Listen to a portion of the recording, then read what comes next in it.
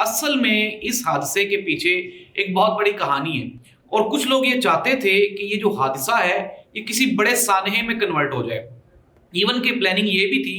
کہ طیب بلوچ کو اسی تشدد کے دوران اس کا کوئی مرڈر شرڈر ہو جائے، اور یہ جو ایف آئی آرز ہیں اس میں علیمہ خان اور پاکستان تحریک انصاف کے وہ تمام لوگ جو کہ اڈیالہ جیل ریگولرلی آ رہے ہیں اور عمران خان کا میسج عوام تک پہنچا رہے ہیں، وہ سارے کے سارے اس کو نومینیٹ کر دیے جائیں تاکہ یہ سلسلہ یہاں پہ رک جائے۔ لیکن ناظرین، بڑی ایک آپ یہ کہیں کہ عقل مندی کا ثبوت دیا وہاں پہ موجود جو صحافی تھے اور وہاں پہ موجود جو پاکستان تحریک انصاف کے کچھ لوگ تھے، انہوں نے بیچ بچاؤ کا جو راستہ ہے وہ اختیار کیا۔ ورنہ طیب بلوچ کی جب آپ لینگویج دیکھتے ہیں تو آپ کو صاف پتہ چل رہا ہے کہ یہ جو موصوف ہیں یہ تیاری کے ساتھ آئے ہوئے تھے، اور یہ پلان تھا کہ یہ جو لڑائی ہے یہ کسی بڑے سانحے میں کنورٹ ہو جائے۔ اب میں آپ کو کہانی سنا رہا ہوں کہ کہانی کچھ یوں ہے کہ طیب بلوچ صاحب کی ملاقات ہوتی ہے حسن ایوب صاحب کے ساتھ، اور پھر ان دونوں نے یہ پلان کیا، اور پلان کرنے کے بعد یہ وہاں پہ موصوف لائے گئے، اور آتے ہی اس نے جو اس کا جارحانہ رویہ تھا، اس نے آتے ہی اپنا وہ جو اگریشن ہے وہ علیمہ خان صاحبہ کے ساتھ شروع کر دیا۔ ساتھ میں نعیم حیدر پنجوتا کھڑے ہوئے تھے۔